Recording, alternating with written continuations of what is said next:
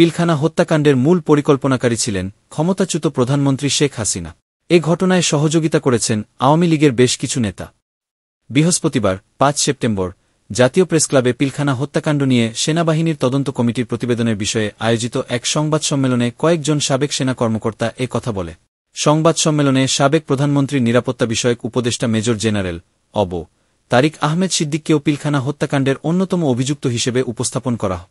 সাবেক সেনা কর্মকর্তারা বলেন, সেনাবাহিনীর আরও অনেক কর্মকর্তাও এই হত্যাকাণ্ডের সঙ্গে জড়িত ছিল, যাদের পরে পদোন্নতি দিয়ে পুরস্কৃত করা হয়।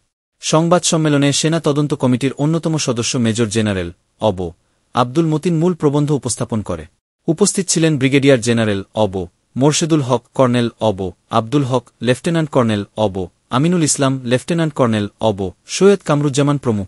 মেজর জেনারেল অব. আব্দুল মতিন বলেন, শুধু অপারেশন ডালভাতের জন্য বা রেশন বৃদ্ধির জন্য এই হত্যাকাণ্ড ঘটেনি। এটি একটি দীর্ঘদিনের পরিকল্পনা, যার মাধ্যমে বাংলাদেশকে দুর্বল করে প্রতিবেশী দেশ ভারতের অঙ্গরাজ্য বানানোর উদ্দেশ্য ছিল। এই পরিকল্পনায় যুক্ত ছিল দেশের কিছু বিশ্বাসঘাতক, ছিল অপর একটি দেশের চক্রান। এই হত্যাযজ্ঞের রেশ ধরেই এসেছে ৫ মে শাপলা চত্বরের গণহত্যা, ভোটারবিহীন নির্বাচন, শিক্ষা ও বিচার ব্যবস্থা ধ্বংস, দুর্নীতির মহোৎসব, গুম খুনের অবাধ রাজত্ব। পিলখানা হত্যাকাণ্ডের ঘটনায় অনেকে চাকরি হারান, অনেকে পদোন্নতি বঞ্চিত হন।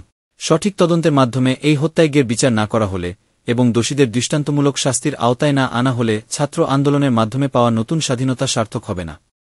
বিডিআর হত্যাকাণ্ডের আগে ৩ ফেব্রুয়ারি রাত ৯টায় রাজধানীর বনানীতে আওয়ামী লীগ নেতা শেখ সেলিমের বাসায় বিডিআরের ডিএডি হাবিব, ডিএডি জলিল, ল্যান্সনাইক রেজাউল, হাবিলদার মনির, সিপাহী সেলিম, কাজল, শাহাবুদ্দিন, একরাম, আইজুব, মিন, রুবেল, মাসুদ, শাহাদত ও জাকির বেসামরিক বৈঠক করে।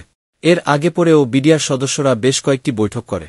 সুবেদার গোফরান মল্লিক নবীন সৈনিকদের উদ্দেশ্যে উস্কানিমূলক বক্তব্য দেন। ২০০৮ সালের ১/৭-১/৮ ডিসেম্বর ব্যারিস্টার ফজলে নূর তাপসের বাসাতেও হাবিলদার মনির, সিপাহী সাহাব, সিপাহী মনির বৈঠক করে।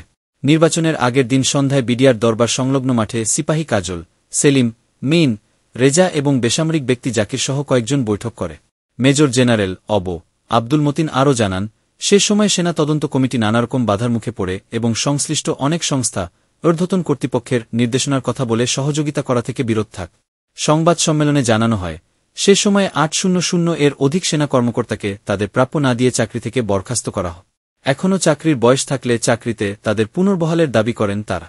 সাবেক সেনা কর্মকর্তারা বলেন, সরকার তখন প্রহসনমূলক বিচারের মাধ্যমে বিডিআর সদস্যদের সাজা দেয়।